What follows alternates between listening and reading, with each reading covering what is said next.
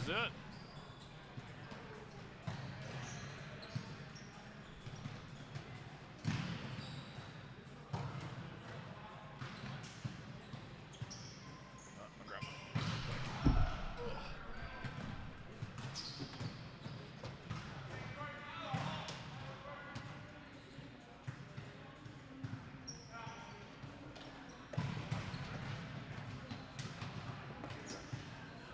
We're sliding.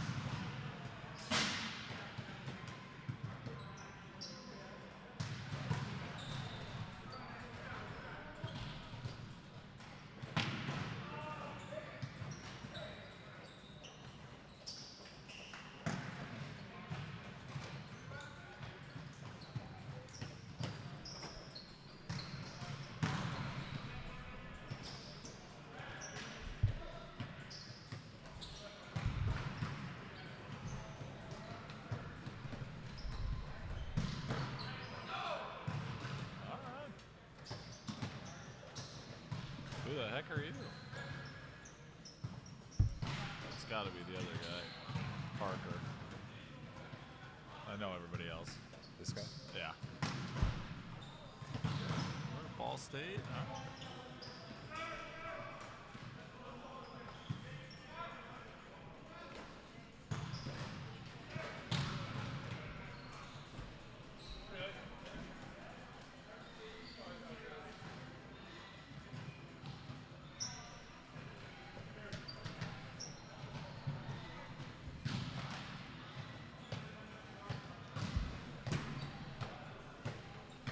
Technically has been good so far, though? Yeah. All right, love that.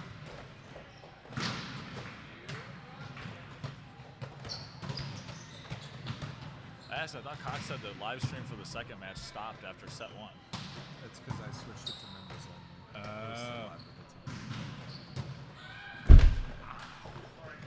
Oh, jammed my thumb. Ow.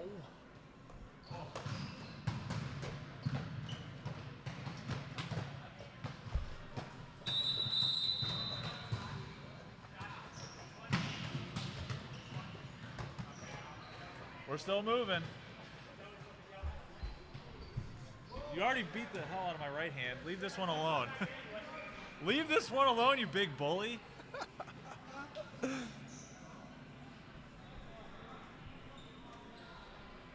Ready? Let's do it.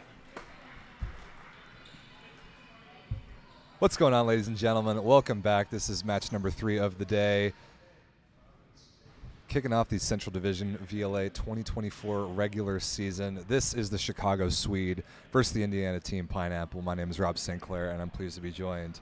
Actually, you know what? Let's put us on screen. Let's do it. I'm joined by a very special guest. This is the MVP of last year's Central Division Cup of the Chicago Icemen, Mr. Scott Sawicki. Buddy, welcome. Welcome behind the mic. You've been excited to chat with me in this format for a little while. Very much so. Very much so. Happy to be here. Can't say enough about this day. Thanks for having me on, Robbie. Like I said, I'll try to do you proud here. I know you will. So, yeah, we're going to talk some ball. We're going to tell some stories. It's going to be a good time. And we'll even commentate a little bit of live volleyball here and there. But first, we got some people to introduce. So teams are just about ready to go. We will get the starting lineups introduced and get right to some volley. So let me get on the PA here. Let's see if this is going to work for me. Welcome back, ladies and gentlemen, to match number 3 of Saturday, day 1 of the VLA Men's Tier 1 Central Division regular season. This match featuring in green and black the Indiana team Pineapple against in black and orange the Chicago Swede.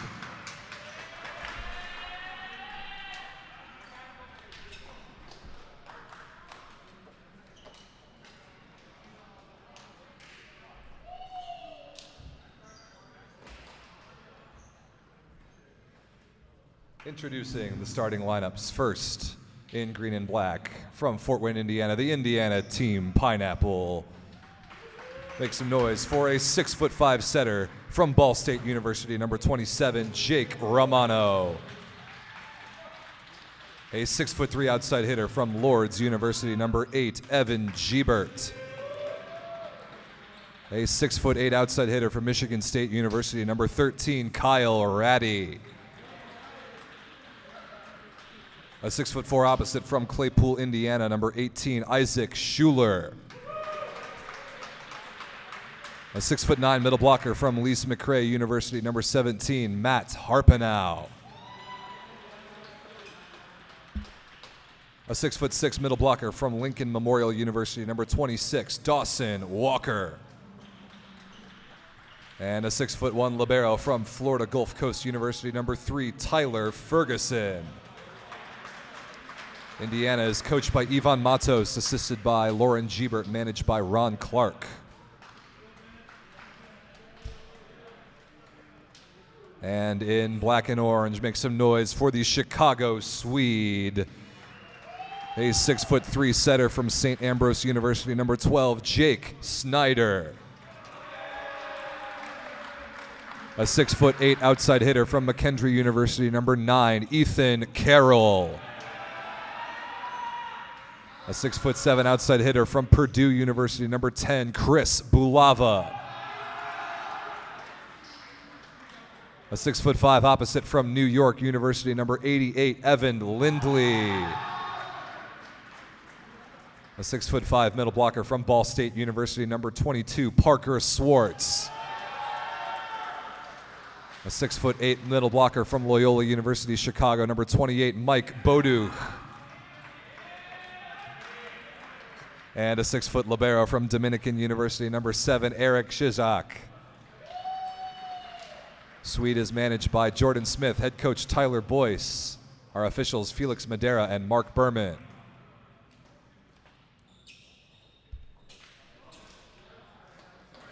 All right, Scotty, let's talk some volley, eh? Let's do this.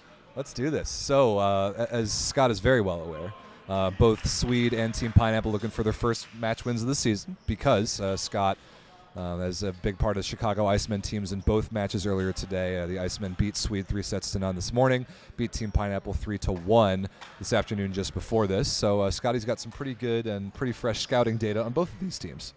Hey, both teams played real well today. They definitely gave us all we could handle. I mean, shout out to Sweed and Pineapple. Like I said, we just had a lot of really good luck with our guys. And like I said, I'm curious to see who's going to take their first win today.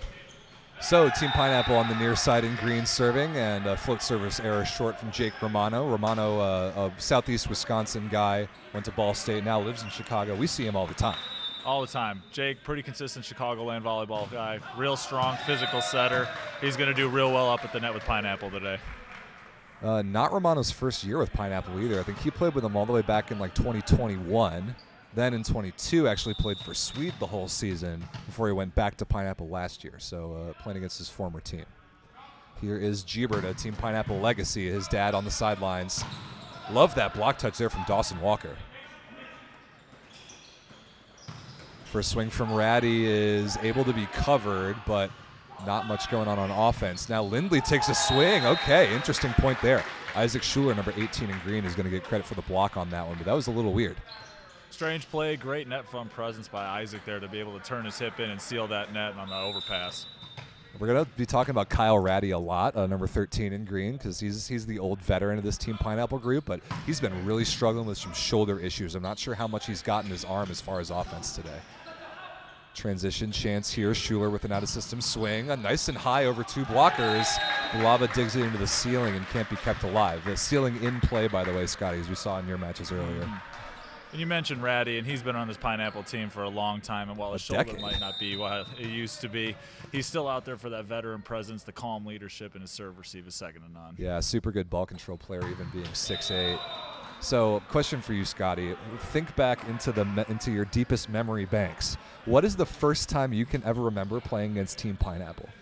The first time I saw Pineapple was probably the 2015 Doble tournament, which is no longer in existence anymore, which also dates me a little bit here. But hey, I missed the Doble tournament. The Doble tournament was a good time. I'm 1 for 1 in Doble tournaments. Playing with the now retired team Great Lakes Lightning, but yes. That was still with Ratty when he was on the younger side.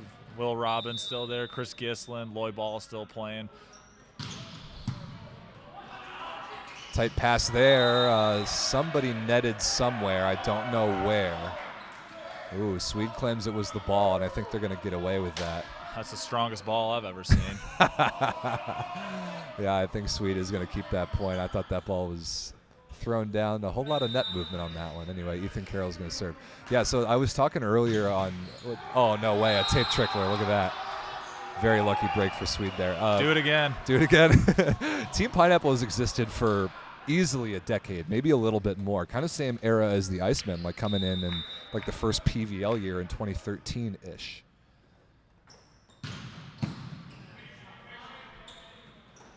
Here's Ratty, who's been a part of just about every single one of those Pineapple teams. Slowed down by the block there. Nice transition run. Parker Schwartz out of Ball State, so there's an Indiana connection there. Parker Schwartz, way to work in transition, getting stopped. It's so easy to fade away on that shoot ball, and the guys that hit him well are the ones that can get their momentum stopped and go straight up. You love a middle that works and puts himself in position to be available in trans, eh? That's nice. I like that set from Romano a lot. Kind of get that ball in front of him, flick it back, and create some separation. Kill by Isaac Schuler. There you go, Kyle Ratty with the perfect pass. That's why they got him out there. A little bit of stability and serve receive. You nailed it. So what's the first time you can remember ever playing against Sweed? Because they didn't exist in the PVL era, or at least not in the same way. But as long as I can remember playing volleyball in Chicago, they've been around.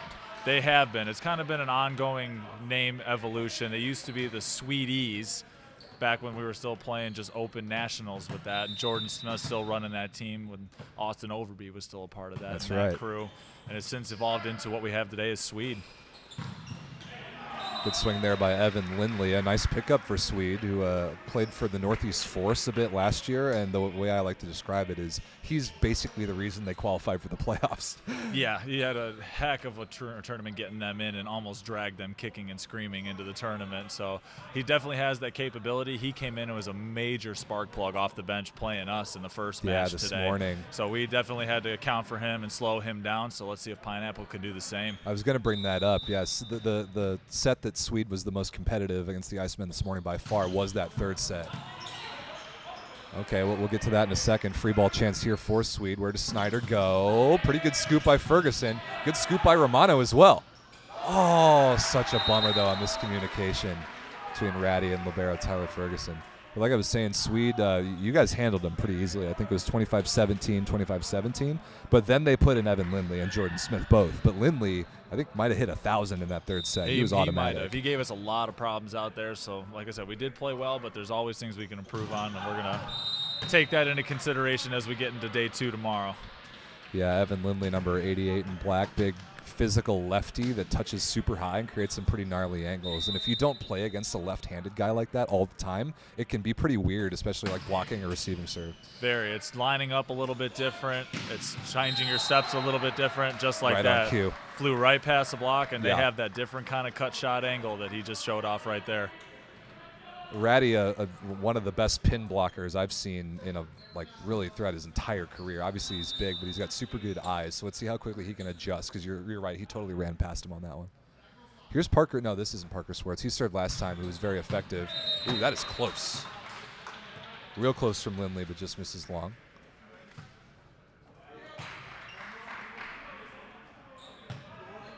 We were talking in warm-up, Scotty. You said you wanted Big Mike, number 23 in black, to run a little front slide for you in the middle for Sweed. He can run some pretty funky approach paths. Yes, he can. Oh, there you go. Nice chase down by Ratty. Oh, look at that. Oh, that's the back row attack call. Eric Zizak set the first ball in front of the 10-foot line, and Snyder attacked it. Situational awareness. Yes. I know Jake wants to be aggressive over there, and I know Eric probably wants to do everything he can to jump back, but heads up play by the official here, and what a pickup by Ratty here with the backhand flipper. Yeah, very good play by Ratty right in front of our camera. Pretty good scoop by Ferguson off the block touch.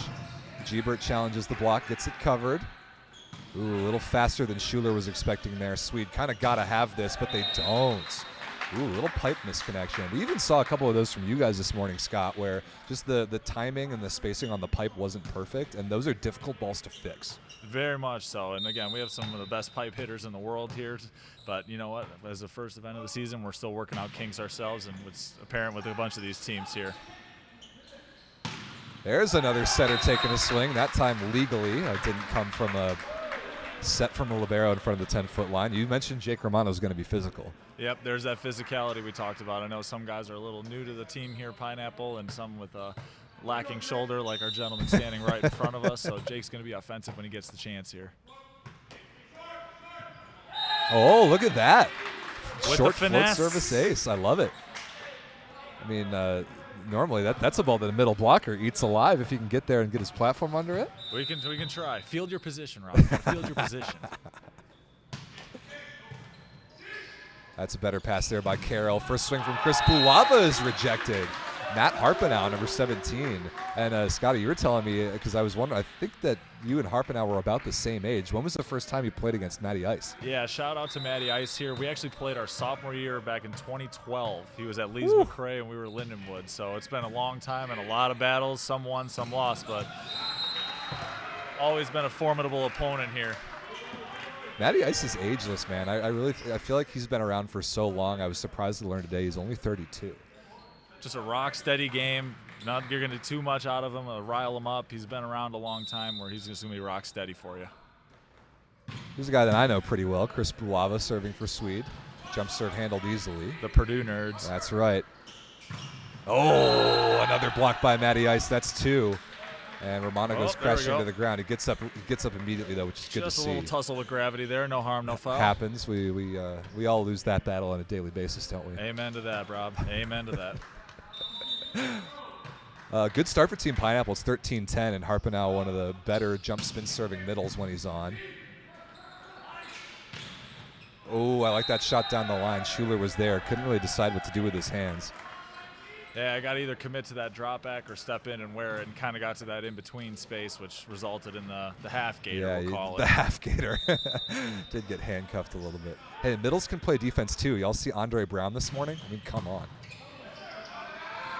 That's an ace serve off the platform of Ratty. It's Big Mike, number 23 in black, who did win a VLA championship with the Icemen back in 2021, for the record. Sure did. Mike Boduk, big physical force, good topspin server. As we see here, a little long, but certainly no shortage of pace on that ball, that's for sure. The context is so high that it moves weird, kind of like your own, Scotty, I must say. Yeah, cut from a similar cloth in that regard, and truthfully, the traditional topspin, in my opinion, is overrated. So when it's in. That ball is close, called out of bounds. I think that's a missed call, Griffin Shields, -1. That was close. I think that might have compressed and caught the outside piece of the line. Team Pineapple catches a break. You got to go right back to him, don't you? Yep, sure enough. Covered, though. Ooh, a little one-on-one middle battle. Tried to bait him into it. Schuler blocked and covered. Gebert stuffed straight down. Nice move, Jake Snyder, the new Swede setter this year. I've been talking about how physical he can be, dude. He is up there. He sure is. For an undersized setter, he certainly doesn't block like it. Way to play Parker getting pin to pin there. That is not fun having to work like that, but worked out for him. And this is a high compliment I'm about to give. Just the way he moves around and the plays he can make. Whoa! Massive one-on-one press from Ethan Carroll. A bit of a trap set, but it creates the highlight reel for us. Can do there. No, that's tough sled. I actually respect Gebert for taking a rip at that and becoming part of the highlight because there was nothing else he could do. Repeat, love it. Good touch by Carroll. Ooh, a little misconnect there. Basically a free ball chance here for Sweed. Lindley, wide open line.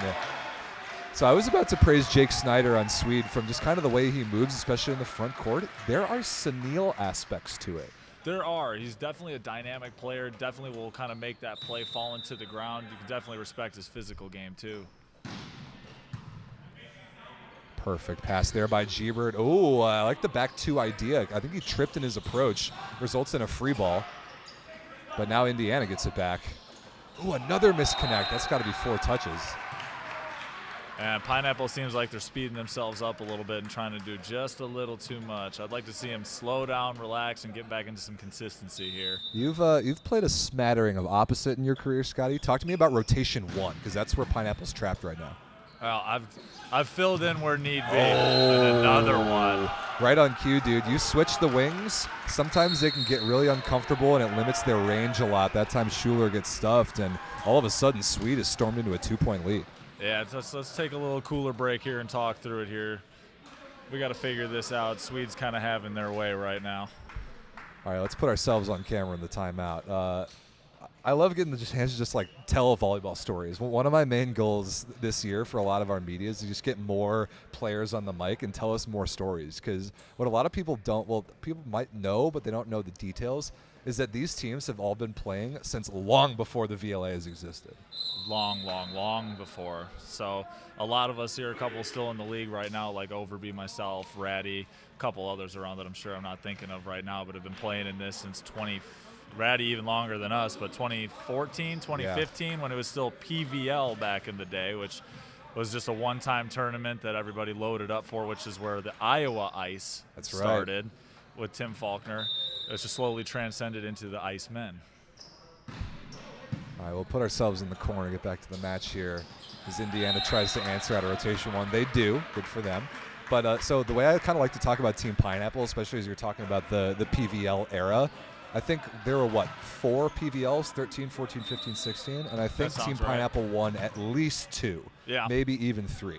And I like to call them the New England Patriots of the 2010s decade in volleyball. And Lloyd Ball is obviously Tom Brady. But they won so much. And now it's 2024, and they're kind of where the New England Patriots are now, where they have to turn it over and figure out a new guys that are going to become the new England Patriots. That's a good analogy. Yeah, Pineapple, Great Lakes Lightning, back with the likes of Connor Eaton, Steve Hunt, Kyle Masterson, Ryan Stafford, the Pinolio brothers making appearances. So we got some big names coming to play that event. And then, of course, Pineapple with P-Tac and Loy and the people that were there for so long. But you're right, they got to find their own identity. That was then, and this is now. Nice shot there by Ratty, finding some space down the line, as he always has.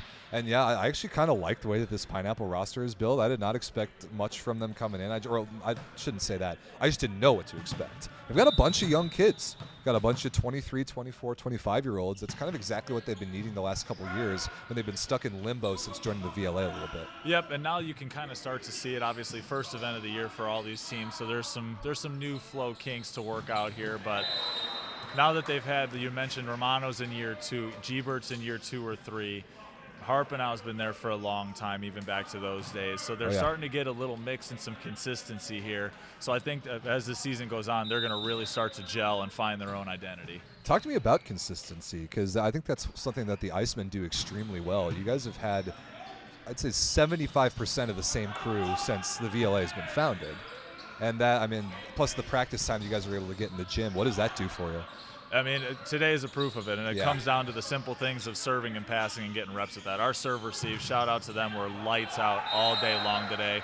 Couple hiccups, like we had a couple good servers from both teams here, but all in all, we're unshakable. So it's just about getting that familiarity with each other and making sure that that communication is there too.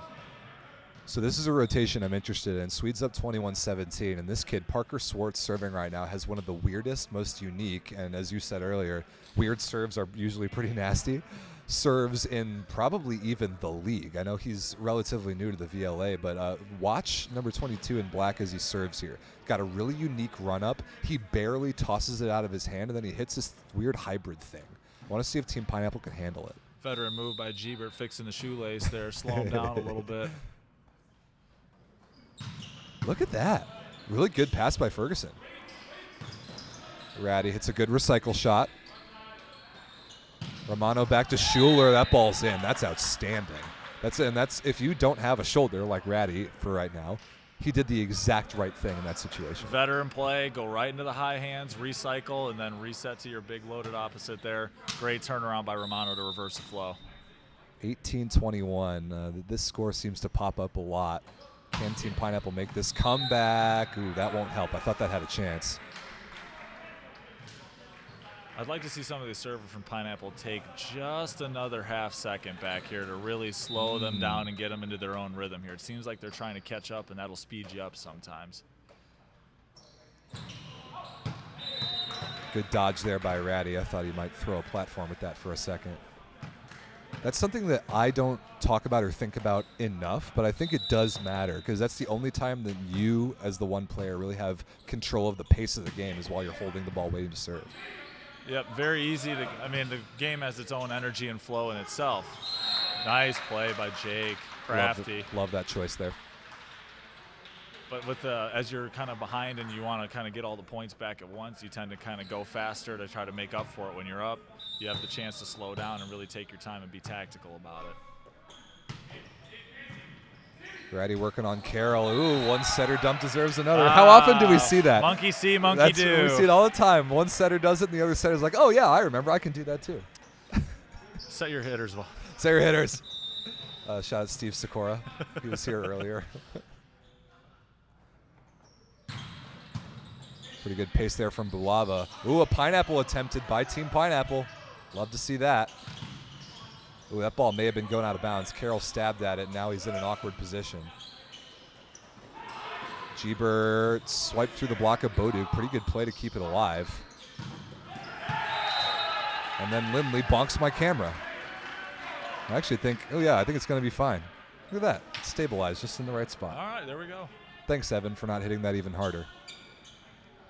That was a sort of point I thought Team Pineapple might be able to win, especially when Gebert had that swipe situation. But as it is, it's 24-20 Sweed. They came storming back, and they've got a set point here, but timeout Team Pineapple just before that. All right, what are you seeing so far? You and the Icemen got pushed a little bit by both of these teams, like you said, in the different sets, but also, just like you guys did, both of these teams mixing in a bunch of different guys. Very much so. I'm seeing Sweed just being a little bit more crisp with their movements in terms of recycles, covers, serve, receive. They just seem more locked in. Pineapple starting to put a little rhythm together. They had a couple of little miscommunication balls earlier, which can be the shot in the foot that kills you. But I really want to see how the rest of this match plays out once everybody settles in post set one. Yeah, that often set one is just sort of a feel-out round. A feel-out round, 100%. Set point number one for Sweed. Bulava back to serve. My teammate for 4 years at Purdue. He's been in this situation a few times. Good pressure. And Boduk waits for that ball to get on top of the tape, swipes it down off the blocker Romano, and that'll do it. Heck of a comeback from Sweed. They were down 3, maybe even 4 early. Shout out Chris Bulava and the Polish Mafia underground volleyball community of Chicago.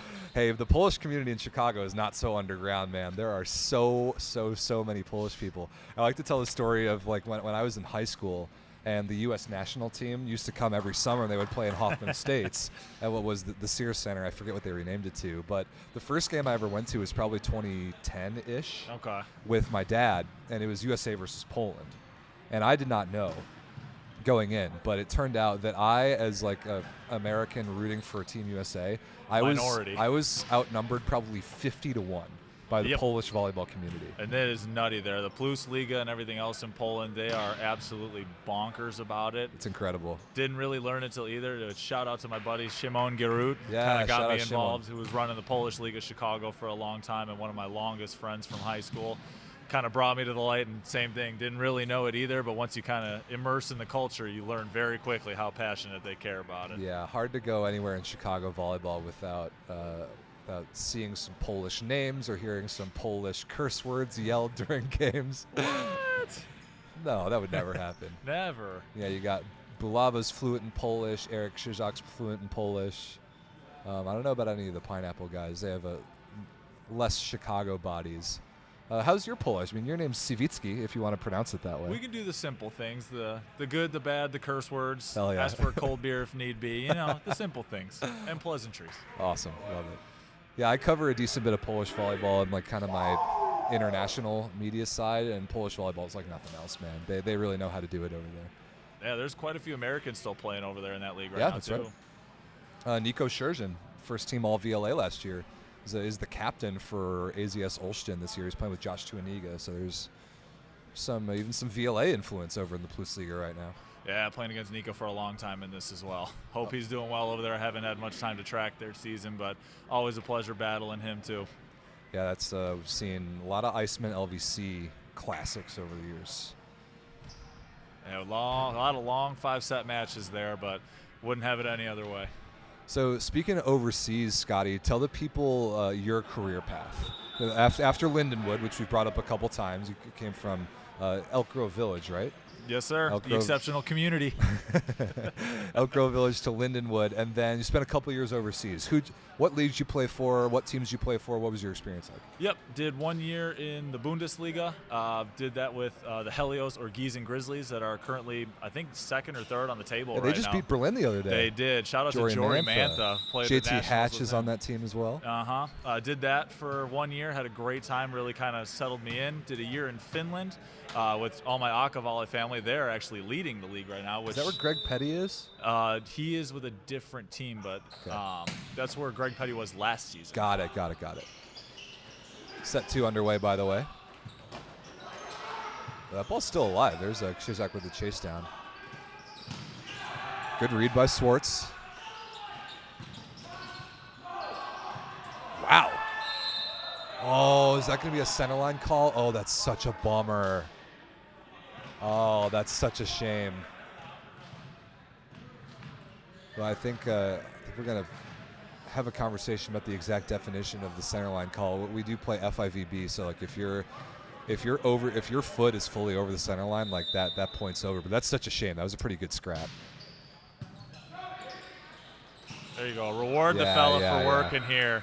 Field your position. Love that. That away, Parker. Love that set choice. Anyway, so Germany, then Finland. Germany and Finland, and then ended up in France. Was supposed to play the Pro B League with a team that shall be remain nameless, but due to a contract modification / dispute with the owner and some not nice pleasantries exchanged, that was the end of the career, and ended up coming back and turned out to be the best thing ever because hooked me up with a lot of these guys here today, and wouldn't be sitting here next to you without it, Robbie. Yeah. So when was that? What year was that? 2017, 2018. Okay. I believe so.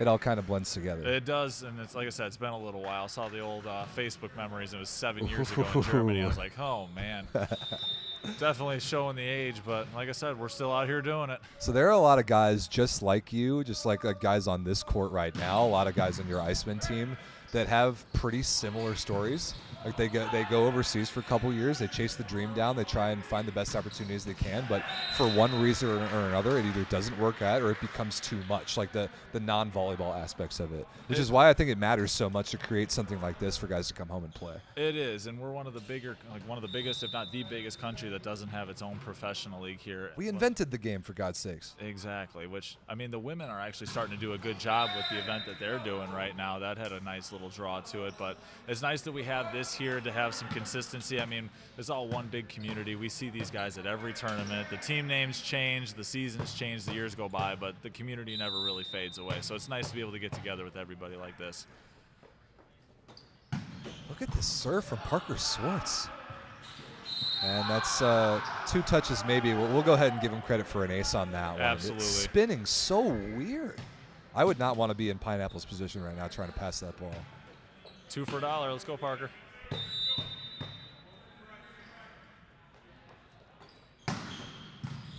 Pretty good ball there by Ferguson. Ratty slowed down by Lindley. This is a golden chance in transition. Bulava sharp cross court. No doubt about that one. That is such a good block touch by Evan Lindley. I mean, you know this as well as anyone, Scotty. A good block touch like that, that's a free ball at this level. That's exactly all you can do sometimes, and the good blockers, while you're not always going to get the stuff, if you can make a little Hot Wheels ramp and kind of send it to zone 6 and recycle the offense, it's just as good as a free ball. You're right, Robbie. Hot Wheels ramp, I like that. Here's Schuler against 2 blockers. Nice dig by Snyder. Ooh, Bodu turns and burns. I think that was just off tape and out of bounds, no blocker, and yeah, that's the call. I respect it, though. I do, too. I think if he jumps a half second earlier and snaps higher, he finds that sideline, but kind of was like it's flying towards me moment, sure. Which, hey, it happens to the best of us. Just a reaction. Oh, boy. Uh-oh. Speaking of flying towards me. Field your position, boys and girls. Field your position. We're taking the middles out of the game. We are now utilities. It's 2024. I'll delete the position from the website entirely and replace it with UTL, perfect. UTL. Ooh, look at this. Is that a back one from the right side? It looked a great pass to make it happen. Great pass. Doesn't get his praise, but shout out to my liberos out there. A lot of the times you're not getting your praises for keeping those passes coming. We appreciate you, but Eric Krejcik, one of the best in the business. He is. Second team all VLA last year. You've played with him a bit here and there, right? I sure have, and I've played with his older brother Christian as well back with the Great Lakes Lightning. Lights Out and Great Lakes Lightning. Christian is a legend. He is. That's not a lot of aces amongst that family tree right there. Yeah, Christian was outstanding. He was a really good official as well. I think he's still is early on the list of very high-level officials to get called to do big matches.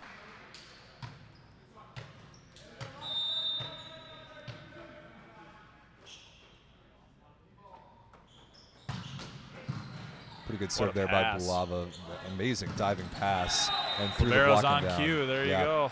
Haven't seen Tyler Ferguson before. I mean, when you play against Team Pineapple for so long, you get so used to seeing either Sean Dryden or Luis Bertrand or both back there just ruining your life when the ball comes anywhere near him. But I actually like Tyler Ferguson now and Francisco Comas, who played against you guys. I like both of those guys. Yeah, both of the Pineapple Liberos have done well in both matches here. Here's a little fun story for you. Sean Dryden might have given me the most demoralizing play of my life. This was 2 years ago playing opposite.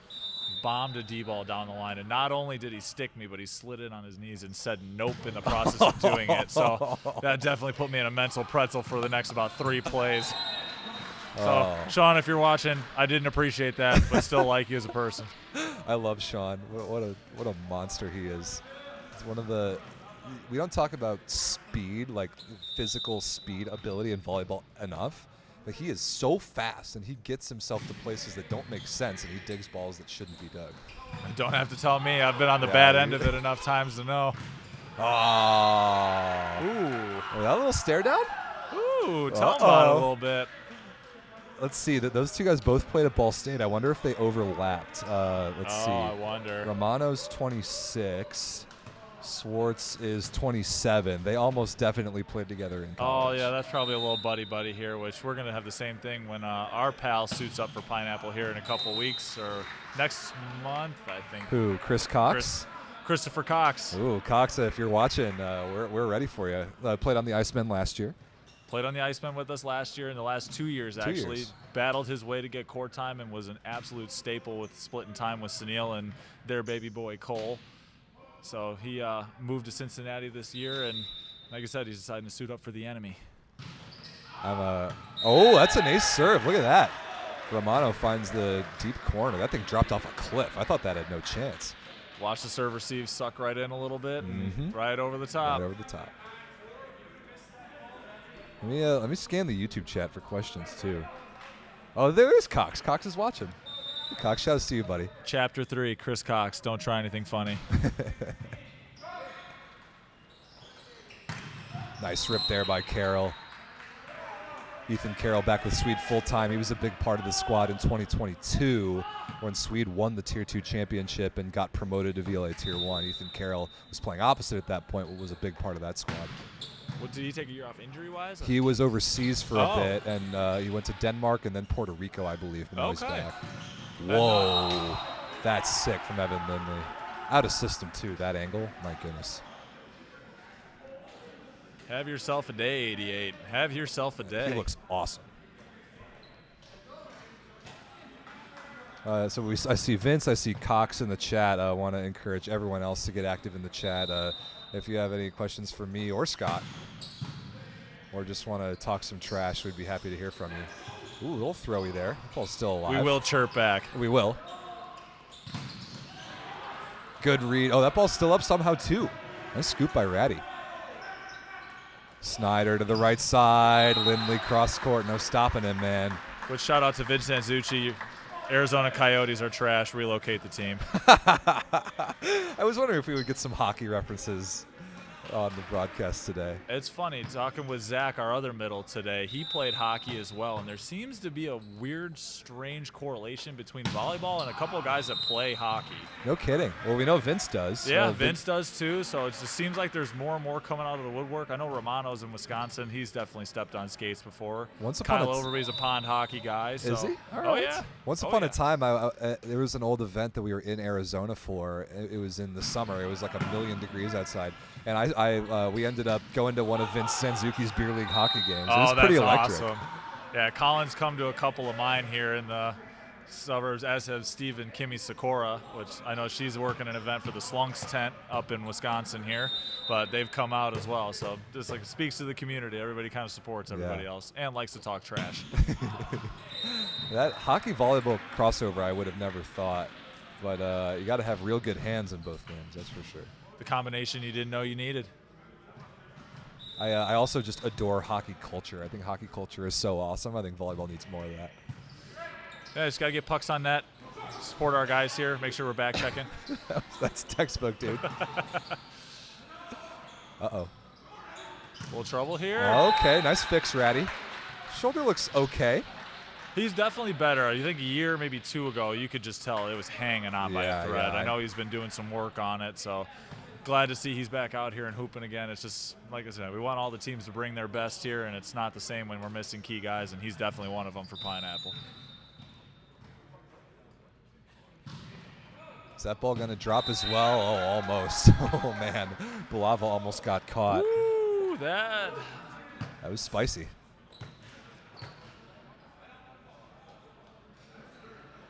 Here's Lindley's serve. And really the thing about lefties, another big problem is receiving against them. If you don't practice against the lefty often, you're going to get confused by the way that ball moves sideways. Sure enough, free ball here for Sweed. Oh, I like the set choice. The tape slows it down. Break chance here for Pineapple. Bulava doesn't tip very much. That one out of necessity. Now Schuler. Ooh, off the shoulder of Lindley. And enough on that to way get to fight long. that through. Sure, absolutely. That is a high degree of difficulty swing. Yeah, not a lot of room for error there, and he certainly made it look pretty easy. Shout out to Evan for stepping in and trying to wear one. Sometimes you got to wear one. That's kind of a hockey thing, isn't it? Actually, I got that from Peter Jasitis, the Ooh. former Iceman libero. Would Legend. step in and just getting blasted, and would always just yell, "Let me wear it." So, shout out to Knee-Tap, the 2014 NCAA champion, Loyola. also another person that did not make our life very fun in college. So, made it pretty good on all those Iceman teams after the fact, though. Oh, it's great to be on the same side of the court. I'm the ultimate hype man. Love playing with Peter. That is a back row attack violation plus a throwdown from Big Mike. Is that worth 2 points? It should be, but I'm kind of noticing. You can tell it's an early season event with not a lot of success running Bix from any team in the gym. Seriously. Us, Pineapple, Sweed, nobody's really been able to dial in a steady Bic here.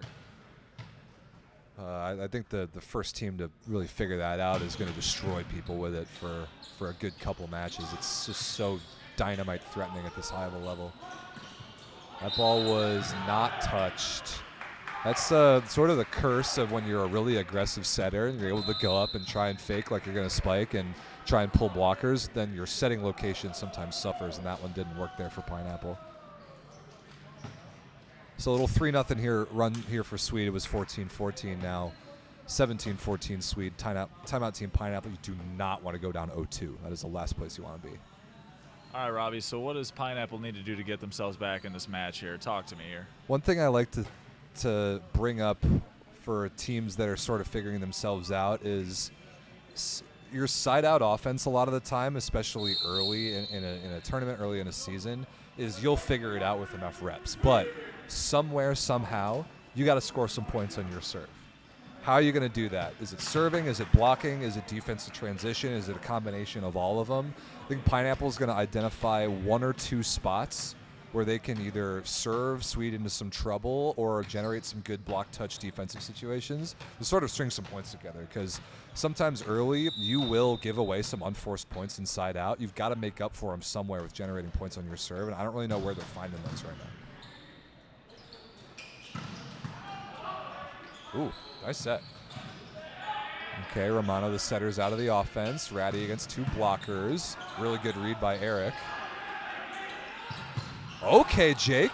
That ball is thumped. That is a setter with a rocket for an arm. We play Shield Park 3s on Thursdays sometimes in Chicago, and Romano likes nothing more but to line himself up on the outside and just rocket balls with reckless abandon. It's pretty fun to watch. Sure does. And for those who don't know, Shield is a 3-on-3 indoor league. Side out scoring. Side out, old school scoring, no jumping on your serve. And has been a staple for, I think, over 30 years in the city. Might be even older. Shout out to Nick Altier for keeping that league going. Shield Park is very legendary.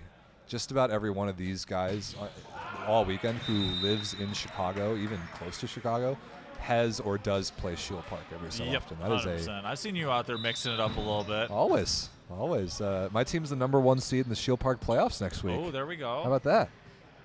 All right, what round are we in? Semis? Quarters. Quarters? Okay. Francisco Comas, who played libero in Pineapple's last match, is in the normal color jersey. This time is a service sub for Team Pineapple here, number 34 out of McKendree. Ooh. Tape helps that setter dump, at least for Pineapple. Gebert with a swing. That ball off the ceiling, kept alive. Nice dig by Kshizak, but couldn't quite keep it in play. Lindley goes diving into the bleachers. We're good. I think he's okay. I think he might have banged his ankle against the metal there. Says he's good. That's good to hear. Obviously wishing the best to Scott's teammate Dave Hancock, who got his knee kind of banged when he landed against Sweed this morning and went down right away. Didn't look very good in real time. We're holding out hope that we could get some good news. So best wishes to Dave for sure. Hoping so. Like one of those things where it's always scary in the moment. Maybe if he goes home, gets some rest, stays off it. He did say he was putting some pressure on it. I mean, Dave's a huge part of what we did. He's the reason why I was able to do what I did in the Cup last year, moving to outside and 100%. being a huge, huge part of what we're doing here, and especially with a couple of our guys overseas with Matt Slavinsky and Mike Mikolau. Like I said, a little thin out there, so we're definitely going to need him back, but it seems like we're heading out the door in good spirits for the day, and he'll definitely be back. Hope so. Timeout Sweed, by the way. Nice comeback effort here from Team Pineapple after their own timeout. This is exactly what the doctor ordered. Well, you nailed it, Rob. They've been kind of picking up some defensive scrap balls here and turning them into transition points, and they fought their way right back in. You got to pick one, blocking, serving, or digging into transition. Well, the serving sub paying off with that extra defensive presence back there. I do like that move a lot. Bold move, Cotton. Let's see if it pays off for him.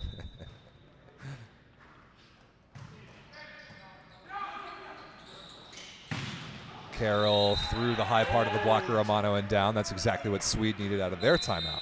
Like to see Jake get that offense back in rhythm. He's gotten a little cute a couple times here trying a passive dump here. Their hitters have been unstoppable when they're in system. I'd like to see him set your hitters. Set your hitters. See where he goes here. Kind of like Walker in the middle if he's an option.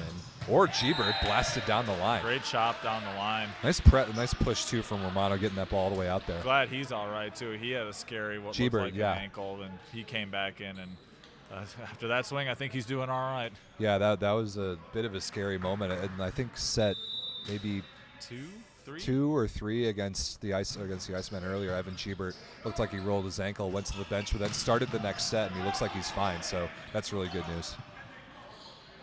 Ooh, Carroll didn't take a chance to terminate that ball. That ball set way too far outside the antenna, but it falls. That ball miscommunication. That ball cannot drop, dude. That can't happen. The entire Swede sideline had the exact same reaction right in front of us. They all turned away in disgust. Rotation 1 trap here for Sweed. Got to get out of this. Oh, it's just out of bounds by Carroll. Good looking swing. Didn't get the line. There's always more line. Pineapple leads by 2 now all of a sudden. What a comeback this would be.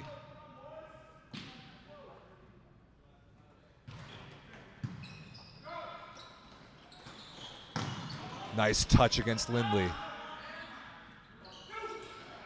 Schuler off speed. I think off Lindley's head, maybe between his arms. Just kind of one of those weird reaching a little too high and sneaks through the crack. Wow, what an effort by Team Pineapple. They lead 22-19 and have forced Sweed into their second and last timeout. Sure enough, I think Team Pineapple's touched a lot of balls on the block that have been positive and have made some good choices in high ball attacking. And high ball attacking, in my opinion, is all about decision making. Very, very much so, and it's sticking with your decision making. For sure. And any kind of hesitation is when you start pushing balls out of bounds or finding hands and kind of turn into those weird chop swings here. But Pineapple has done a really good job of the recycle the balls they don't like and finding a matchup that they do. So they're just prolonging rallies and pulling Sweed in, and then they're finding ways to find balls through. Whenever this set is over, whoever wins, I want to ask about that because my understanding is that that's been a real emphasis in Icemen practice this preseason, right? Very, very much so. We play a big and physical game, and that's great, but it's not always perfect, so it's finding ways through it. Got to side out here if you're Sweed. Nice scoop by Ferguson. Oh, it comes rocketing down from the ceiling, and Team I Pineapple like that couldn't choice keep it going alive. back to the middle there. 100%. You know, in rotation 1, the wing switch, you know who doesn't switch? That's right. The middle. You guessed it. Always set your middle. Always. Not a great pass by Ratty. This is a tricky situation. Free ball here for Sweed to get back within 1. Lindley down the line. Nice read by Ferguson. Oh, but a net touch by the Team Pineapple block. A few too many of those. All right, right back in this.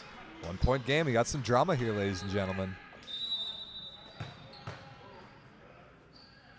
Rotation 1 received now for Team Pineapple. Ooh, that was Ratty's ball. Ferguson stabbed at it, and it can't be brought back off the ceiling. We are tied. Wow. Clutch serving from Ethan Carroll. I thought that ball was just barely outside Ratty's midline, and Ferguson, the Team Pineapple libero, kind of stole it from him. Yeah, that's not the way I'd be airing. That one absorbed by Ferguson a little better. Schuler, oh Error. no, an unforced error down the Right line. idea, a with the little too antenna. much chop. Sure enough, you put the opposite on the left side in that one rotation. We've seen Schuler struggle over there a little bit. As much as everybody thinks that flip to the outside for an opposite is so natural, it is not. It is a whole, it's basically reversing your book of angles that you normally hit and flipping your thumb the other way. So it's definitely a little bit trickier than people would think. So definitely a little bit of a pincer point here for Pineapple to get out of this. 23-22 Sweed. Back and forth we go here. I mean, I'm the last person you have to convince that hitting on the left is hard for opposites. I mean, I've played a good amount of right side the last few years. I am useless on the left. I'm right useless. there with you. I can't do anything out Want there. nothing to do with it. No thank you for passing. So Nope. thank you to my outsides and liberos. You guys were rock solid today. They were. Your job is really hard. I don't want to do it. Massive point here for Team Pineapple. Got to have this side out. Great Romano serve. to Gebert. Looking for the fingertips. Net's moving. Ball is in the back wall on a fly and no touch off the block. That ball set too tight. That's all Gebert had. Yep. But still no luck for rotation 1 for Team Pineapple. It's set point Sweet. This has been crazy back and forth. A serve! And a walk off. Have yourself a set, sir. Woo! What a service run by Ethan Carroll. Down, I think, 22-20 when he went back there. Ripped off 4 in a row. Unbelievable. So we got some drama, ladies and gentlemen. You picked a good match to jump on the mic here, Scotty. Hey, like I said, I'm just happy to be here. Happy to be able to talk about 2 great teams and some great guys battling out here. And like I said, especially spend some time with you here, Robbie. So I want to go back to that point about out-of-system hitting practice. You guys have been working on it. Tell me about how a drill is set up for practicing out-of-system attacking. What are the focus points? What are you telling your attackers to look at and think and process as they're trying to make decisions up there? And a lot of that comes from some of the guys that are big-time coaching, so like Lou Richard, Yeah. Dave's a big one, about how we wanted to structure this. And being a physical team, we decided that we wanted to put balls tight, whereas the traditional school was more so to put them a little bit off and let your hitter go to work. But in this case, since we are a bigger physical team, we wanted to go tighter so we can either A, kind of hand play, manipulate over the block, or like we've seen Pineapple do so well in the end of this set, was recycle right off the top of the hands, have somebody right underneath to pop back up, and then you're right back into your offense and creating, like you said, essentially a free ball. The recycle play is a must in modern volleyball. Like if you look at the block in front of you, you see 6 hands, you don't think you have a great opportunity to score, the last thing you want to do is make an error. But what you also don't really want to do is hit like a 50% shot that gets slowed down by the block and becomes a free ball for the other team. So in order to retain control, the easiest thing to do is tap it softly into kind of the low part of the block so you can get it back on your side. Very much so. And I mean, we got guys like Jake Snyder, 6'3", and still has a lot of big, straight roof down blocks He's today. up there. So there are some really athletic people and some really good blockers. So if you don't have something that you're confident in, you got to be able to not give the other team a point and be able to recycle and give your team a chance. That's really what it boils down to. And you talked about the intentionality of out-of-system setting, too. You guys want the ball high, tight, and a little inside, right? Is that ideal? That's correct, because if we move the block inside, there's a chance where you let it go a little further, push down the line, push over the top, take the setter out, or if you feel like you have a good swing and you have the height advantage, like Colin Hackworth exploited a couple swings like that today. Yeah, he did. You don't tell that man to tip. You tell that man to put his hard hat, shovel, and pail together and go to work. Love it. I was talking to a coach from the Canadian national team last summer, and the way he described it was like when a hitter goes up there with an out-of-system, however many hands in front of them, they kind of had a percentage target in the guy's head. Like, if you think you have a 60% chance to score here, score. But if you don't think that 3 out of 5 times you can terminate this ball, recycle.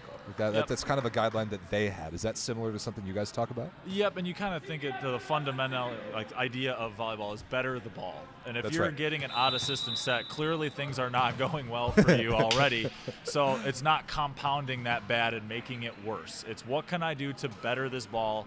And if that's not, like you said, a 60% is a good rule. If you don't have that or aren't insanely confident, then you need to be able to have a bailout play to get your team back in. That also comes with, if you're going to practice the recycle play a lot, your block coverage has got to be a well-oiled machine. And that I've actually been impressed by kind of everybody today, but especially you guys. I mean, you have Colin Merck. That certainly helps. The kid's everywhere. But covering your hitters is a crucial part of that equation. Here we go, set number 3. It is Francisco Comas who gets to start at libero for Team Pineapple and immediately digs the ball. Look at that. Oh, man, Francisco Comas had a couple of the craziest cover balls I think I've ever seen. Oh, the one that you blocked on the far side? I have no idea how that ball came out. That. I know everybody wanted a lift, but if you make a good play like that, honestly, give it to you. Yeah, that was Tip the cap. That was a sick cover. Good read there, too. And it's Tony Price who starts at outside hitter for Indiana. He's in position 6 right now, number 4 in green. Good dig there. Oh, Eric Krajek awesome. With the drive-by scoop. G-Bird, look at this. Look at Team Pineapple. They make 2 substitutions, a libero and an outside hitter, and they touch like 15 balls in the first 2 points. They lead 2-0. Yeah, we've seen a lot of Francisco. He plays for the Future Fathers team at Nationals we've seen the last couple of years, and we've seen plenty of him, and like I said, he's definitely one of the younger guys there, so looking forward to seeing him for quite a while here. Yeah, he's a Naperville kid who went to McKendree, so although he's playing for Team Pineapple, he's decently local here to the western Chicago suburbs. Another dig, right on cue. G-Bird in a really tough position. Smart. Look at that, decision making. How about it? Tight ball, right on the net, a little inside, and he had a chance to go right off the hands. Look at his dad, Coach LJ, on the sidelines giving him some love for that. That was a great choice.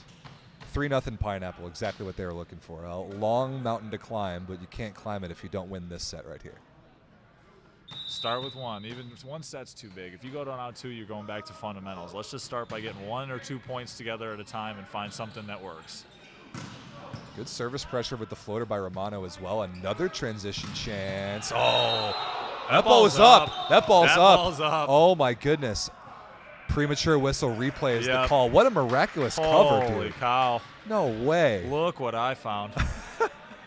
G-Bird sitting on the ground, like laying basically with his head touching the floor. I mean, shout out to the head referee, Felix, here. He knew it right away. He said he was sorry. I mean, that happened so fast, but you can tell by the sound more than seeing it that ball was up. Big shout out to Felix Madera, by the way. He's been one of our longest tenured VLA officials. He really knows what's going on around here. Does an awesome job keeping the game flow under control. Off the tape, Comas is there again. And then chucked all the way to the right side, but Krzak is there. And Schuler with the stuff block. Look at this start by Team Pineapple, 4-0. Your back's against the wall, you're down 0-2, you got nothing to lose, and they're just starting to throw punches here. So let's see if they can sustain that. Swedes kind of had that where they let them kind of punch themselves out and came back. Let's see if Pineapple can get it through a whole set. And finally, whether it's Lindley himself or Team Pineapple, they've slowed down Evan Lindley a little bit, and that is not a good play all around by Carroll. Bad pass, bad swing. And sure enough, timeout, 5-0. What a start for Indiana. Great start by Pineapple. They've come back with some intensity. Some substitutions have really made a difference here. And like I said, I'm very curious to see how Sweed comes out of this timeout. I don't think they're going to make any substitutions. I think this is a good play by Jordan Smith of, all right, fellas, let's settle down here. Yeah. And just talk about what your options are in this one side out rotation. Like that's kind of the benefit of a timeout in a situation like this. Just, figure out where we are, who our options are, what the percentages are, who the opposing blockers are, where the setter might want to go in a couple situations, just to kind of talk that over. Method. Keep it simple, stupid. Keep it simple, stupid. Credit, though, to Jake Romano. I think Team Pineapple has figured out that Ethan Carroll, number 9 in black, is generally going to be a pretty good serving target, especially when he's the front row outside hitter. And Romano's just peppering him with float serves down the line. Look at all that space that Krzak is leaving. And then you mix it up with a short one.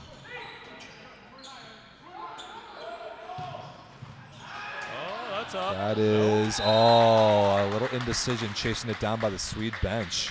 Gebert with another good out-of-system choice. Honestly, I didn't know if I liked Romano taking that ball facing us right here, but he put a great ball to the outside. That was pretty. That was pretty. Nice. Thought Tony Price had a better angle on it, and I'm always for that, but great ball by Jake. I can't say anything nice about him anymore after that. It was a good run, but the people who are familiar with my work know that I hate float service errors. Everybody hates float service. I hate float service errors. They drive me crazy. Another error by Schuler on the left side. Having some trouble out there on the left. He's been pretty good on the right, even with some bad balls. Been really good on the right. Like I said, that's one of those places where you try to find one thing that works for you and stick with it.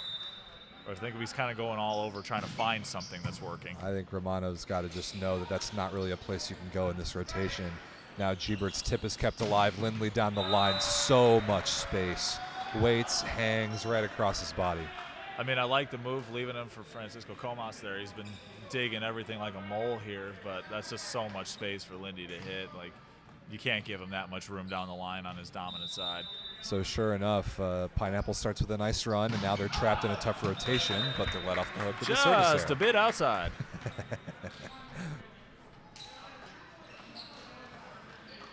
Okay, rotation one time for Sweed. Lindley, the lefty, on the left. Carroll on the right, but Carroll's played opposite. That's got to be the go-to guy in this rotation. I would think. That or the middle. Sure enough, through the block and down on the Indiana side. It's a luxury to have a guy who can really be comfortable on both sides like that. Very much so. Those dual threat outsides are dime a dozen, and having one is about as valuable as you can get. Right over our heads.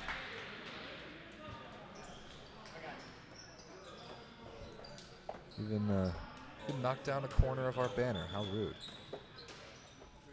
I'm sure we got another volleyball around here somewhere. We do. We have plenty of volleyballs in these parts.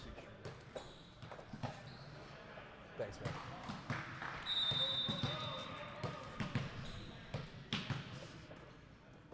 Perfect. We're good to go. Pretty good touch by Walker. Going back. Thank you.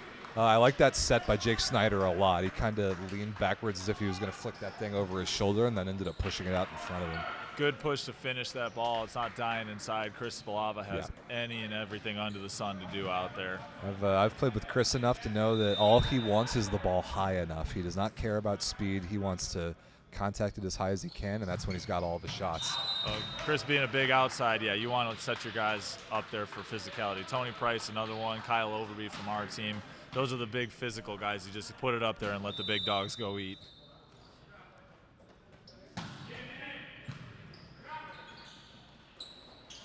Man, Man, that ball comes out of Snyder's hands nice, but that is a good block touch. And now Price in transition.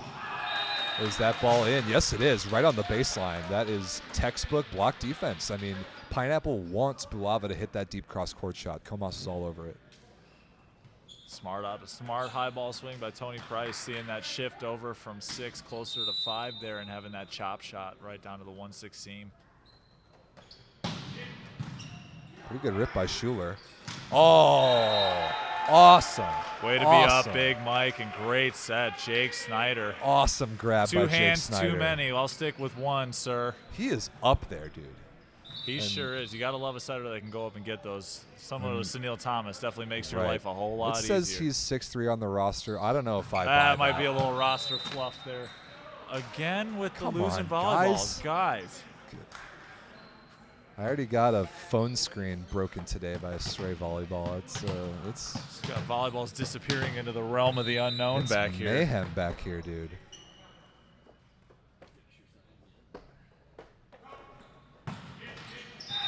Price comes up short on that one. So you brought up Kyle Overby, your teammate on the Iceman. You brought up Colin Hackworth. You brought up Cox. You have a uniquely awesome crew of guys that all played together at Lindenwood, many of whom are still in Chicago. That is one of the coolest, like closely knit and most fun to hang out with friend groups that I've ever seen. I'll filter the name to being the Linden Boys. Call them the Linden Boys. What makes that crew of you guys so special, and now you get to play with 2 of them on the Iceman? It's just been one of those things that we are all freshmen in the same recruiting class, and it's back when we were NAIA to start the day. So shout out to Grandview, like Zakir Pasha played at Grandview, and Paul Blanchik played at Park. A lot of good players came out of NAIA, and then we were transitioning to NCAA, and they were on the roadmap to do that. So Lindenwood got smart and brought in a very, very large recruiting class, which was the likes of myself, Colin Hackworth, Kyle Overby, Mike Adams had transferred in from Lewis, who was there at the time. And basically we were able to be grandfathered in as a quote-unquote grant. So none of us were technically scholarship players. Oh. So that's kind of how, and when we went to the MIVA, we knew we were going to need the firepower to do it. That was right in the midst of Loyola's back-to-back championships, and Lewis having their setting good teams. Final 4 team, BJ Bulldog, Jeff and Jay Petty, Jeff Powell, Greg Petty. Like I said, the list goes on. Schmeigs. Jacob Schmiegel, Scott Pfeiffer. Yep. One of the most ridiculous cartoon character human beings I've ever had. Pfeiffer? Scott Pfeiffer. Pfeiffer is incredible. So many great Wapaka boat ride stories. Heck of a serve there from Mike Boduk, by the way. But to answer your question, yeah, all of us we played together for 4 years straight. A lot of us are being from Chicago here. Just one of those kind of inexplicable things, and the Lindenwood volleyball family is very, very tightly knit. We see them all every year with Alumni Weekend. Nice touch there by Swartz against the middle. Oh, a pineapple attempted against Team Pineapple. Good luck with that one. And Schuler makes him pay. Heck of a rundown by Comas again. This kid's special. He sure is. Wow. Tried to beat him deep. He comes flying out of position 6 where he probably shouldn't even be and gets there anyway, and love it. This is that rotation when Romano went on the run to start this set. But this time they get out of it relatively painlessly. I got to crack a few eggs to make an omelet, right? Love it. I need to keep you around for just like idioms and taglines. I'm not creative enough for that stuff. You know, the imagination is a beautiful thing. Perfect pass by Gebert. Nice read by Kshizak. And, oh, that's so good. That is such good volleyball. Right off the fingertips, Carroll. He had no intention of hitting the court on that play. Nope, absolutely not. That was an awesome dig, too. And we were talking about the BIC. Nobody's really figured it out yet. That was one I thought from Pineapple that looked pretty good. It really did, but Eric is one of the liberos where there's kind of usually one or the other, athleticism or skill, and he's one that has both. Yeah. And obviously that was on full display there, being to just kind of take a little half step in and throw a burger on the barbecue and recycle. And an insanely high volleyball IQ, which certainly runs in this family like we talked about. We got volleyballs flying everywhere. It is kind of funny you mentioned having started my career with Iceman and playing against LJ on the bench right now, and now playing against his son. So we've seen it all. Both of them great players, great family, good people to be around. 100%. I've loved getting to know both Geberts from both generations. Nice run there. Man, that's pretty. I thought that Jake Snyder this morning in the couple sets he played against the Icemen wasn't really feeling it, wasn't connecting all that well. He seems to me like the setter who will make a couple plays in the not in the setting category, really get himself going, and then he runs a better offense. Yep, that happens for a lot of guys, especially if hitting or whatever your primary thing isn't working. You got to be able to find other ways to contribute to your team here. So, for example, like me today, I was serving about as horribly as it's been in a very long time. But you know what? You got to find other ways to contribute and help the team win. Tough pass. Ace serve, Ethan Carroll. He made that run in set number 2 to win it for Sweed from the service line. There's another one, and we're tied up at 15. Ethan Carroll's having himself a day from the stripe back there. I wouldn't say he's been anything spectacular on offense, but serving the ball, yeah, he's been brilliant. Game ball touch. That's it, GBTs. GBTs. Also, I know my mom's watching. Hi, Mom. Hi, Patty. She came up to me earlier and wanted me to give a shout out to your sister watching in Switzerland, which is cool. So a whole Sawicki family affair. Oh. Come on, Felix. You got to better the ball there. It's our we just talked about this. Ball was up off Romano's foot, I'm pretty sure. So, Robbie, you were out west doing the first event here. You've seen the Midwest here. Do you see any kind of difference in styles? Is there anything that transitions well from the Midwest? Oh. What a rip in the seam. One thing that transitions really well is painting baselines in between two receivers. Universally loved. So last weekend when I was in San Diego, I saw a lot of teams in varying stages of figuring themselves out. You know, first match of this tournament of the season. I'm seeing a lot of the same things here. The teams that figure out who they are the fastest and then can run with that while the rest of the league or the rest of their division or whatever are kind of figuring it out, those points make a massive difference. Because we don't play that many events in the season. Like the Tier 1 teams will really only play 4 times before playoffs. And you really got to take advantage of every one of those. So if you can spend enough time in the gym and practice or playing exhibitions or whatever it is. Ooh, a front slide. There's the front slide. Yes, there you go, Mikey. Awesome, Big Mike. I love that run. And it's funny, we run it a little bit differently, but the result seems to be about the same. Front slide's awesome. That middle, like running off 1 foot along the net. Good luck stopping it. It's just a nightmare for opposing blockers. Especially after they've established the shoot pretty well with both middles here. It just kind of subconsciously trains you to scoot over a little bit, and there's a big old seam coming back towards the middle. That ball is not touched on its way out of bounds. But anyway, like, I think that back when we were in college, in the 2010s decade, the olden times, there was a more recognizable style difference from coast to coast, or rather, like the West Coast versus everywhere else. I think like the Midwest and the East Coast have always played like kind of similarly, where we would just be big physical and take rips at balls. One force object. But yeah, the brute force play style, and then the California kids who with all the beach finesse. Right, with all the beach influence would have more finesse. Like that was the stereotype forever. That's going away. It seems like it really is. You still see a little sprinkle of it here, but it really does seem like that's starting to change a little bit. I've talked to college coaches about it too, because they're recruiting webs are more coast to coast now too, and you're just getting players with different backgrounds playing different places. Like I think it's becoming more that volleyball is volleyball kind of universally, at least within the country. I think when you go elsewhere in the world, there are some different styles, but the volleyball that I saw on the West Coast last weekend is not dissimilar from what I'm seeing here, at least so far. That is, I like that question.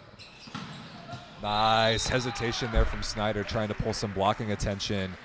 And Sweed starting to do a little bit of separating right here. It's 20-17. Yeah, this is a pretty big point for Pineapple here to try to this put the right foot here in the ground and stop this run here. Romano front court setter. He's got Price and Harpa now, and then Schuler in the back row. Where do you think he goes? I'd like to see him go back to the outside here. You got an undersized matchup with the setter. And there you go. Good point. I like that call too. It didn't need to go anywhere. So Price back to serve, Giebert to the front row. And now Snyder is a front court setter on the Swede side. Let's see if he makes any plays up there. Tony had some good runs against us earlier. Let's He see if did. he can pull it here. Kind of a change up there. Overpass Pays by off. Bulava. Ooh, a pretty good touch there by Snyder against Giebert. Good dig by Giebert. Oh, that was awkward. There's those miscommunication points that are just a killer. Oh, that is killer. Like, that ball at least should be kept alive. Make Sweed earn it in free ball offense, but instead it's 21-18. I actually wouldn't mind seeing them go to Matt Harpenau coming around here. He's been a little quiet and gone away from him. I like that. Right on cue, Scotty. Did he get the touch? Doesn't look like it. Oh, no. Ball maybe a tiny bit underset? A little bit, but that's kind of the weird thing where you can either try to speed it up and take it low like that, or if you're trying to push it a little bit and let it kind of be like a drag route. Like a drift, yeah. Ace serve, right Chris in the Bulava. Man, you can hit a ball with as much pace as you want, but you can hit any serve at any pace, and if you locate it in that seam, just like you said. Yeah, perfect placement, ton of pace. Papa John's. You said it was 20-18 Swede. You said Pineapple needed that point, and here they are still trapped in that rotation. Timeout with their backs against the wall, but this is a tough hole to climb out of right here. It is. Now, if Pineapple can get back into rhythm of their recycle and going back to work, I think they got a chance because they got to understand they're not going to get it all back in one swing here. So if they can really try to slow this down, drag it out, they got a chance. But Swede seems to be kind of picking up steam to deliver the final blow here. So let's see if Pineapple can hold them off. 3 points on the line, of course, as there is in every match. Swede needs it. Team Pineapple needs it. Points are at a premium after the Icemen are hogging them so far. Got 6 out of 6. We'll see. That's exactly how we started last year, and day 2 did not fare so well for us. So good memory. We're conscious. Very good memory. Keeping some receipts here. Must side out this ball if you're Team Pineapple. Okay, tripler kept alive. By Romano. Giebert out of system. Practice is rejected by Boduk. That's Mike. a big old triple block. That is huge. And then very mechanically sound, all 6 hands right there together. And now we got match point, 24-18. Wow, what a run here late by Swede.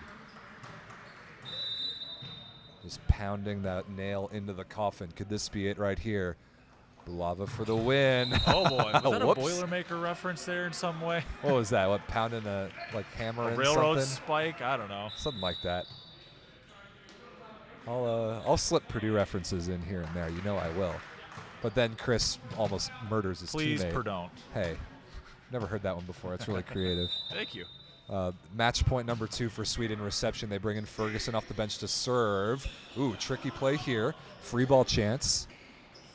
Price out of the back row. Couldn't take a full swing at it. Now Carroll for the win. Deep cross court, and that'll do it. Maybe a net violation for Pineapple as well, but Ethan Carroll and the Chicago Swedes start their season, or at least start their second match of the season, with a sweep win over Indiana. That is big, big for Swede. I know it's only the second match of the year. Like I said, you only play 4 weekends. You only get 8 regular season matches guaranteed. You got to squeeze everything you can out of each one of them.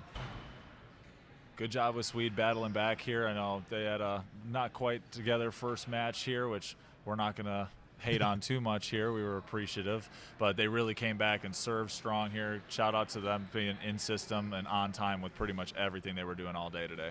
And it's not like Team Pineapple didn't throw a couple punches back. I mean, that second set in particular was really fun, exciting back and forth, but a couple runs, kind of like we were saying, where in matches this early in a season, you identify 1 or 2 weaknesses in your opponent, or maybe just advantages that you've got. If you can turn that into a 3-4 point run, that can win you a match right there. I think Sweed did a great job of that. Yep, very well said. Pineapple definitely has some things to work out. I know they got the talent to do it. There's certainly no shortage of that on that roster. Just a matter of making sure they can find the little things and do some fine tuning. And the best part of it is we get to do it all over again tomorrow. Just like you said, Scotty, we get to do it all over again tomorrow, so that'll just about do it. Tomorrow's schedule, it's all on the website, by the way, brand new VLA website. Have you checked it out? It's pretty awesome. I have. They did a great job revamping. Who's the one that redid everything? It's a company called Web Sprint in Arizona. Ricky cool. Aguilar, Alec Wilson, shout outs to those guys. Now, if you have any problems with it now, you can yell at me because I'm the one maintaining it. But they built it. I have the easy job. So check that out. Tomorrow's schedule, 9 a.m., noon, and 3 p.m. You guys play Pineapple first thing in the morning, I believe? I believe so. We're the split. You're the split, so you have a game on, then a game off. I can actually check Yeah, I think this we wanted to now. give Pineapple the first two just if they needed to travel home. That's Yep. the respect factor. Icemen versus TN Pineapple, 9 a.m. tomorrow morning. So looking forward to that. All rematches tomorrow. Before we get you out of here, Scotty, I asked Faulkner the same thing. Now that you've seen all these teams once, does that change anything? Or if so, what does it change about seeing them again tomorrow? I really think it just gives us a little bit of familiarity, truthfully. It's one of those things where you worry about your own side of the net. We've been working in the gym. We know what we've been doing. The old saying, he wasn't with us shooting in the gym. And you know what? We put the work in, and that showed. So I think it's going to be a little bit of mix of that, but also having a little more familiarity with what the other teams are doing now. Cool. Scott, absolute pleasure, buddy. Absolute Thanks pleasure. for having me, Robbie. My pleasure. Appreciate you. Anytime. Love to jump back, and hopefully everybody enjoyed a little extra commentary today. The people loved it. We will see you tomorrow back in your normal jersey colors, although this is pretty awesome, I must say. Got to. Mighty Ducks. These colors don't run. That's right. Thanks, Scotty. We'll see you tomorrow. I'm going to go Appreciate you, grab Robbie. one of the Sweed guys, ladies and gentlemen. Stick around. I'll chat with one of their guys, then we'll be done for the night. Be right back. Awesome job, dude. That was so good. That was awesome. So good. Glad you got to do it. That was great. Would love that.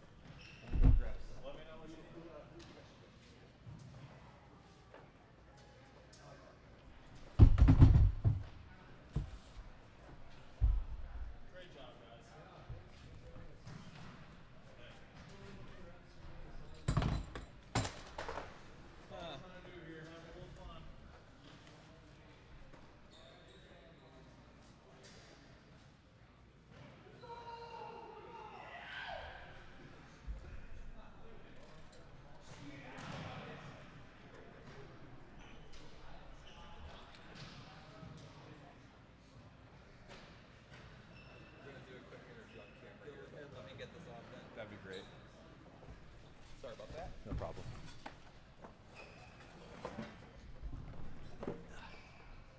All right. We're looking there. That's the one. Okay. Ladies and gentlemen, Eric Żyzak.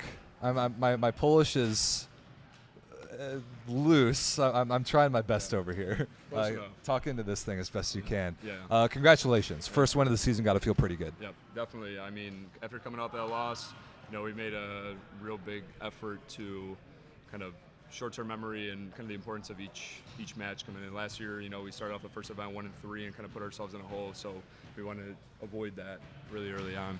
That's something that Scott Sawicki and I were talking about during the game is that, we end up playing a lot of matches in the VLA, but you don't really play that many events. You only play 4. Yep. So if you have one where your team just doesn't put it together, you do dig yourself a hole. So I felt like that match just now was really important for both of your teams.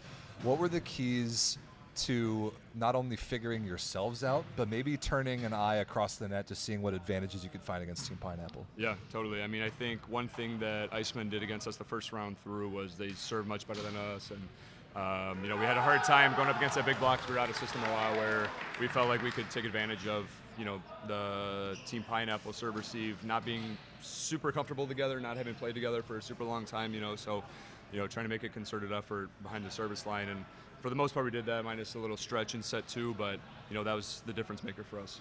Set 2 was fun, man, Yeah. from my perspective, not being stressed out trying to make it happen on the court. Back and forth, runs here, runs there. Ended up being Ethan Carroll who just tore Pineapple apart in that one rotation. What was the conversation around serving? Were you guys giving targets? Were you guys just looking at rotations and seeing things you could isolate? What's your role in that as a libero, if any? Talk me through that. Yeah, I think with the guys that we had in the lineup this match is really just get up there and rip it confidently. Respect. We got with Parker Swartz and Mike Boduk and Ethan Carroll, those guys are just bomb away. So as long as they're feeling good, we tell them, hey, doesn't matter where, just get up there and confidently rip it. And we didn't have a ton of float servers in the match this set, but so I think we did a good job there, and it's streaky, it's higher risk, higher reward, but it kind of paid off. What role would you say defense played, like backcourt defense played in the game just now? Because you dug a couple balls, but I thought that when Team Pineapple was playing their best was when they were digging or at least touching the most balls. What did that feel like from your perspective? Yeah, and, that's a great question. I think that's the biggest thing when you get to these higher level matches and the most exciting matches is. That's really the difference, is the team that could get more touches on the ball, is turn more touches into positive digs, and then turn those into transition kills, So I think that's really what separates, those good teams from those great teams. So I think our block did a really good job setting up really, really well, and obviously we got a lot of stuff blocks, but it made it really easy for us to read around it, and then Pineapple did a good job adjusting defensively as well, so we had those kind of longer rallies, but I mean, that's really the difference. The more balls that we can read and touch, the more opportunities we get, and that's a swing of 2 or 3 points that makes a difference in a match like that. You got some pretty good out-of-system attackers on your team as well. I was really impressed with Evan Lindley, Ethan Carroll, Chris Bulava, all big dudes with high contact points. Not only the athleticism, but something that me and Sawicki were talking about just now is decision-making in out-of-system attacking. You guys have been in the gym a lot this preseason. How does it work for you guys when you teach or talk about or train out-of-system attacking? Yeah, definitely. I mean, I think that's been a much more concerted effort for us in our practices this year. Just knowing how much of the game is coming out of system and knowing that we're going to have those guys that have the ability to score, especially with the roster makeup that we have this year. Got to find those opportunities to score. So we just kind of try to give them a little bit of space, give them some vision, and, try to find those, identify is it 2 hands or 3 hands, or 2 blockers or 3 blockers, and then just put them in a position to swing away, and if not, we got to get it in the cover. But I think those guys did a great job, especially Evan Lindley really stepped up today. Oh, man, Evan was awesome. He can create some pretty sick angles, just how high he is and how his shoulder works. And he's been working crazy hard in the gym, and so no surprise to us, obviously, and people around the league know him as well, but kind of fitting in with us right away, and he brought a spark, and so shout out to him. I want to give him a big shout out. He balled out today, so that's big. Last but not least, what I think is always kind of fascinating from just a storyline perspective about these events, the way we run them, is that you play your 2 division opponents on Saturday, and then you turn around and you play them again immediately on Sunday. And while there's no guarantee you're going to see the same guys, because I think all 3 teams this weekend have done an awesome job of rolling in super deep as far as rosters, you now have a little bit of data and a little bit of experience, and a little bit of feel what it's like to play against these opponents. What do you think you can do to maximize that and gain maybe a little bit of an edge tomorrow? Yeah, I think that's always kind of the hard part, is because, you don't know our team's going to throw out the same lineup, different lineup. Just seeing how guys clicked today, it's a really quick turnaround, and I think really trust, Jordan and Tyler and our guys on the bench to kind of make those decisions really based on who really vibed well together on the court and how it impacted the match, but I think we just are going to kind of roll with the hot hand. Guys that played really well today, I think are going to have a big role tomorrow right away. And same thing, the importance of 4 matches in 1 weekend, it really sets up the season either up or down. It can put you in a hole or it can put you at a big advantage. So I trust Tyler and Jordan to put out the right lineup tomorrow, but we have full confidence that whoever we put out there, guys are going to be fired up again, after today. Lots to be fired up about. We're playing volleyball again, baby. It's super exciting, high level in the gym. The gym setup's great, a ton of space, so we're excited. I love it in here. I've been thrilled with the venue. It's everything looks great on the broadcasts, I think, making you guys look good out there. The new jerseys look unbelievable. Shout out to Novice. My goodness, they're fantastic. Did a great job. Shout out to Jordan, kind of helping out with the design, but it always feels nice, It always feels nice. Look good, feel good, play good. Well, a lot to be excited about. Lots of good ball today, and we're right back at it 9 a.m. So thanks, buddy. Congratulations. We'll see you in the morning. Appreciate it. All right, ladies and gentlemen, we're out of here.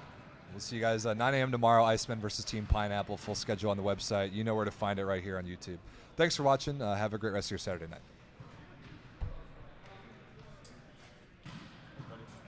Well done, dude. See you tomorrow.